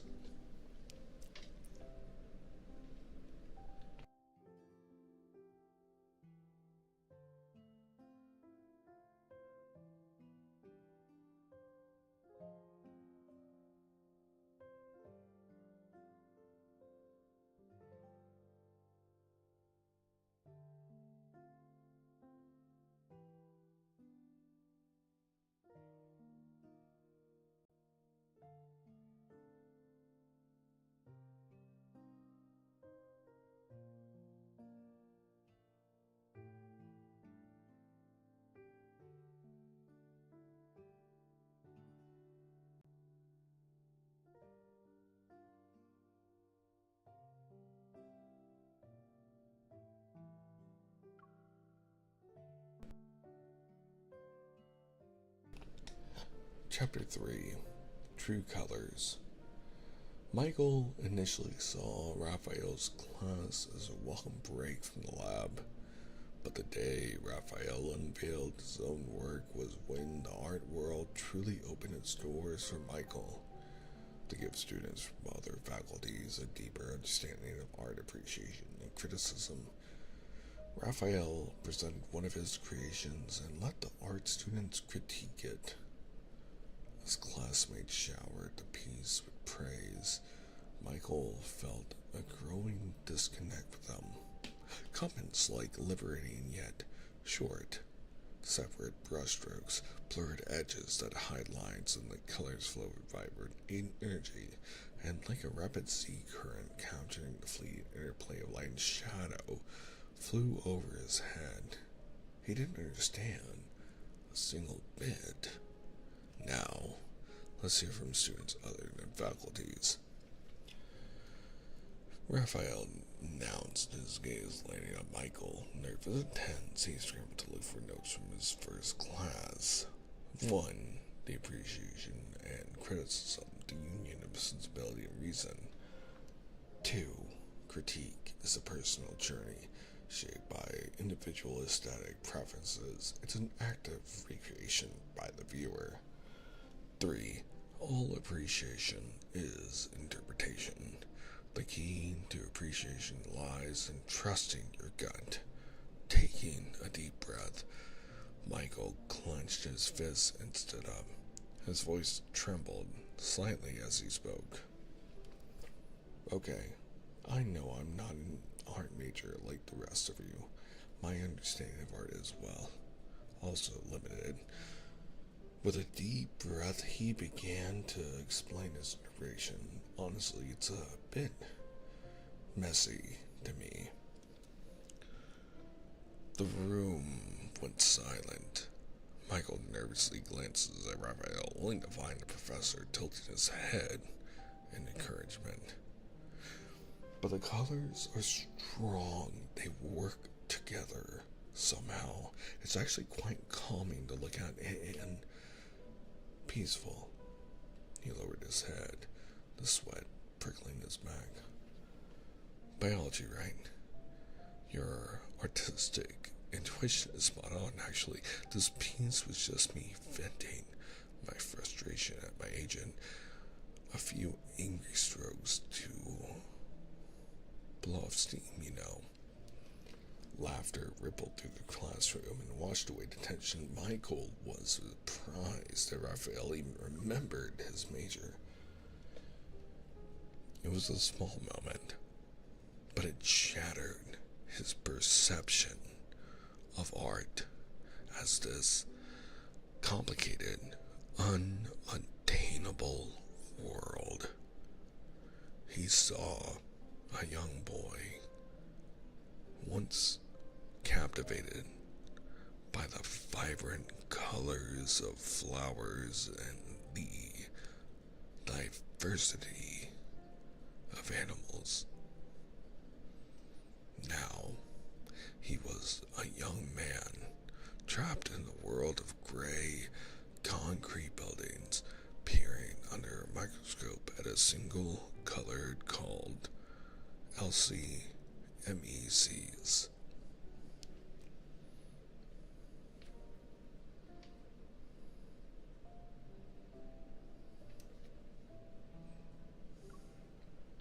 Chapter 4: Absurdity and a Negative Space.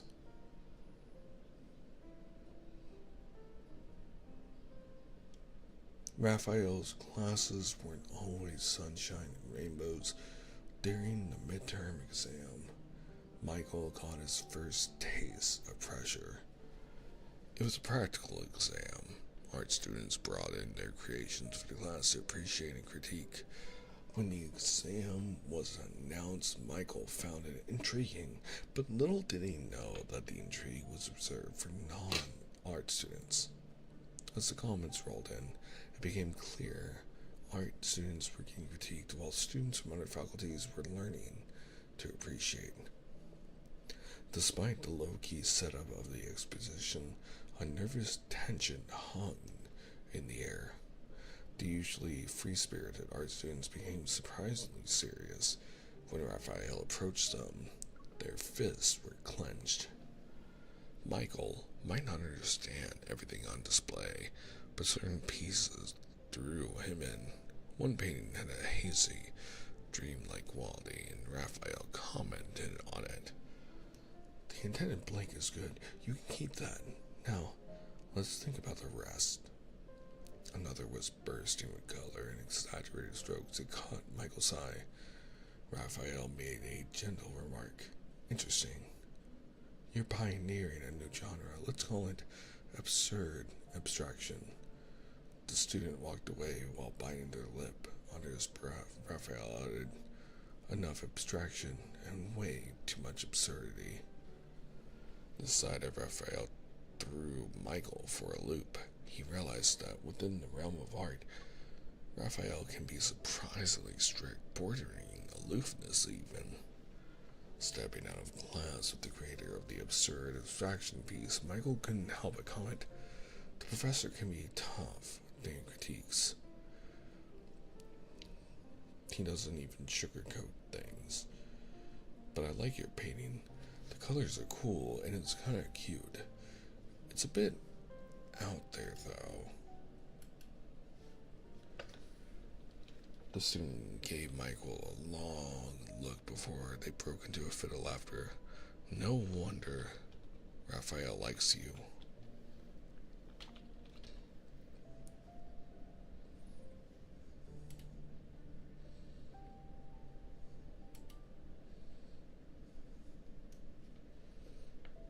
Michael's brow furrowed in confusion. The student explained, "Enough abstraction and too much absurdity. It's similar to the out there part you mentioned." "Wait, so he wasn't criticizing you?" "Art critique isn't always what you expect. Raphael didn't say it was bad. Whatever he acknowledges is a win for me. So about the intended blank. Does keeping it mean erasing everything else? That's the trickiest part. Using it well means your composition and concept are on point. Skills come with practice." Michael listened intently, and a bold idea for his final project bloomed in his mind.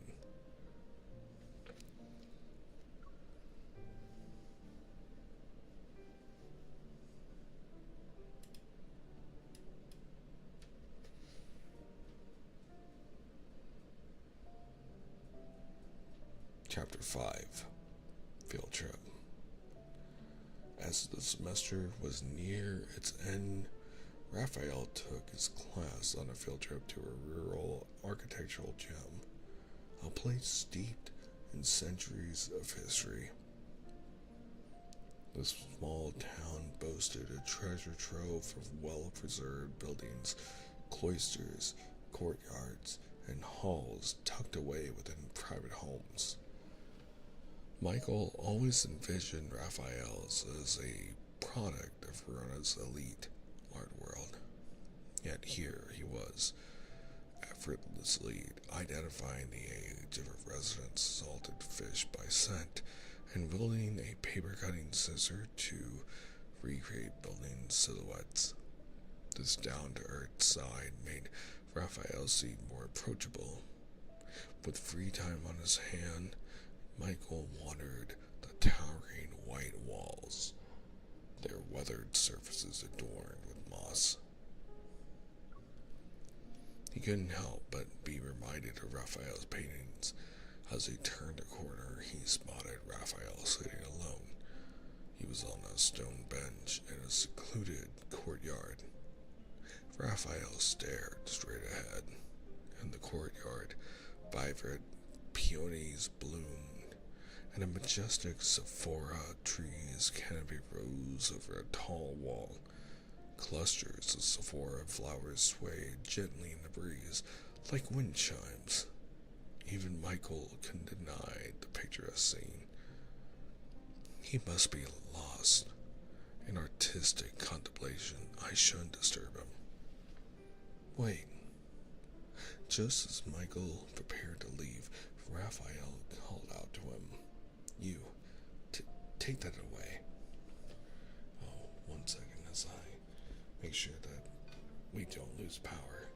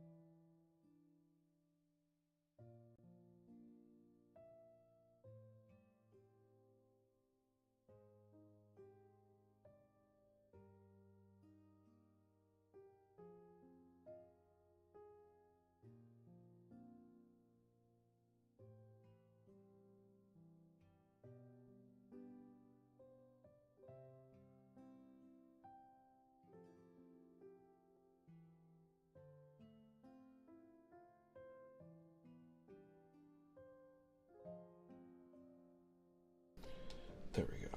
It's charging. Just as Michael prepared to leave, Raphael called out to him. You, take that away. Michael scanned the courtyard, searching for anything out of place. He saw Raphael's furrowed brow. Raphael pointed at the Sephora tree. The thing. Get it out. Get rid of it quickly. Perched on the stone steps beside the tree was a chubby orange cat, easily 9 kilograms, meticulously grooming itself, and occasionally cast a disdainful glance at the two men.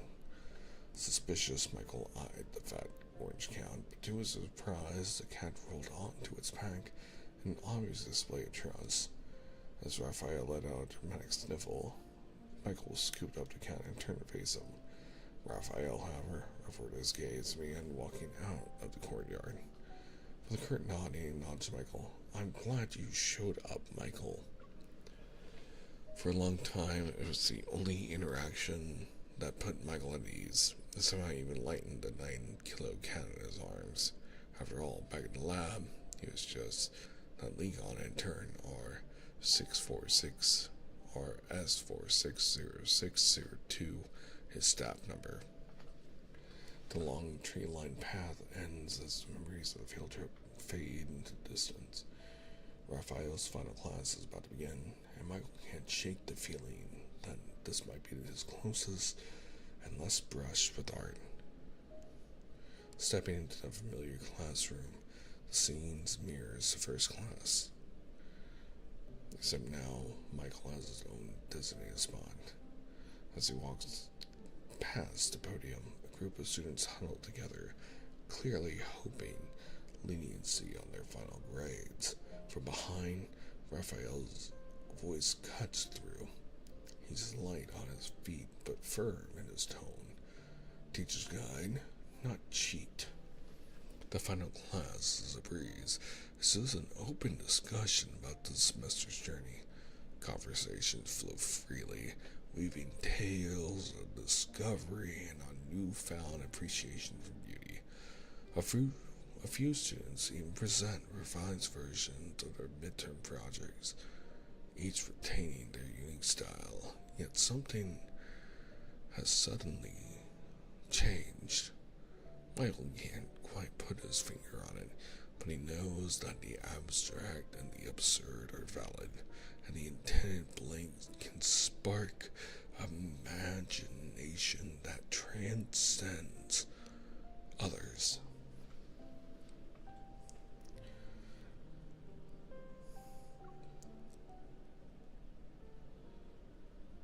Michael also brings his work, but he holds back until more students leave.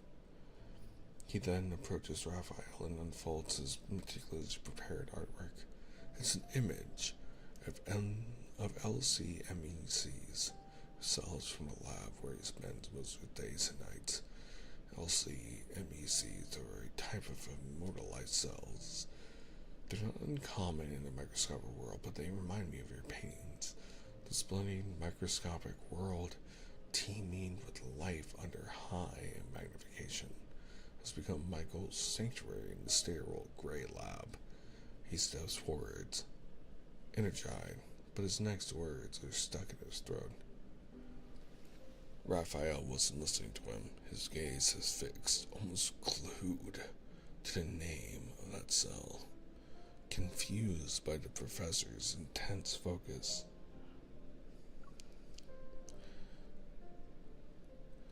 Michael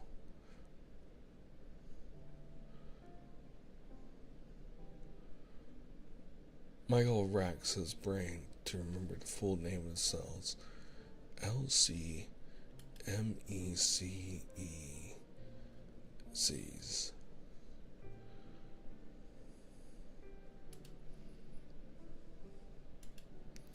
Cardiac microvascular endothelial cells. As for the first word, it was lamp something.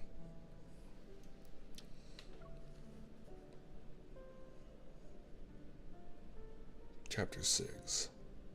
LCMECs. Michael, are you already on your way to EverXQ? 3 months in, huh? That's impressive. The elevator doors open and reveal a familiar face. He's 3 months out of grad school, and summer's golden grip loosens. An awkward silence hangs in the air until, like clockwork, someone pipes up. Michael flashes a smile. Hey, you doing good? I can't complain. A new intern discovered a pancreatic enzyme that's almost the same color as my growth medium and swapped it. How perfect is that? The cells haven't hit the hay flake lemon yet, but I'm already feeling fried. Realizing his voice has gotten a bit loud, he coughs and quickly switches to a hushed tone. Listen, HQ is a jungle. Keep your head on swivel and don't get lost in your word like you always do. Thanks, but Michael hesitates and then leans into the question his senior colleague.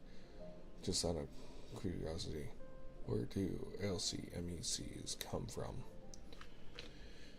Be careful with that curiosity of yours. HQ keeps that under wraps. Besides, what good would come out of having such knowledge? Michael isn't entirely himself.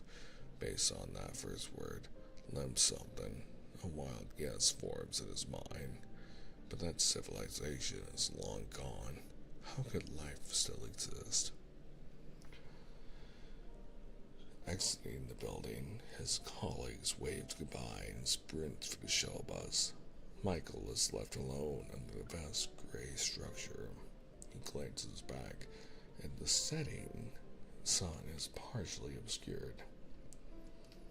This mirrors the scene from that final art appreciation class. At that time, in the empty classroom, Raphael held Michael's LCMEC's image.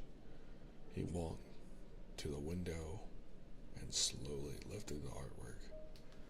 The setting sun, just like today's, cast a soft glow through the paper. A gust of wind tapped the window, and the microscopic universe on the paper seemingly came alive. Tiny, colored bugs transformed into miniature, colorful fish, their tails flickering as they danced from Raphael's fingertips into the dusty air. Professor? Michael approached him, cautiously, unsure if he should interrupt. Question. Do you typically extract cells from living subjects, or are they? Michael was surprised by Raphael's unexpected inquiry.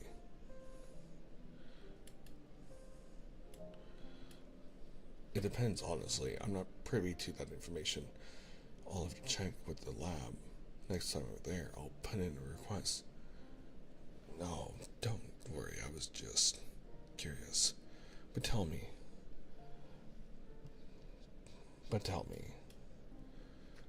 I was just curious. What do you think of these cells? They're a perfect blend of biology and art.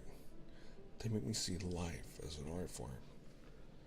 Honestly, Professor, the lab work can be boring sometimes. I almost lost my passion for research. But these cells are incredible.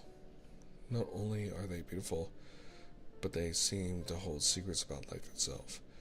Maybe the microscopic world is just as rich and colorful as the one you painted. That makes me want to keep exploring it. A genuine smile graced Raphael's lips as he lowered his arm and turned to face Michael. His posture remained as poised and elegant as when they first met. Yeah. Biology is a fascinating subject. It reveals the underlying colors of all life on Earth. It's a masterpiece painted by nature itself. He handed the cell image back to Michael. Then he turned and walked away from the window. Michael, if you achieve great things in biology, never forget that. And that brings us to the end of tonight's ASMR reading and tonight's stream. Which, thank you, YouTube, for hanging out with us. If you guys want to catch up on other Love and Deepspace lore and readings, we do have everything else saved in our Love and Deepspace playlist on YouTube. We also do, usually on Tuesdays, classical readings of bedtime stories, which we are currently working on Anna Karenina on Tuesdays at 9 p.m. Eastern Standard Time.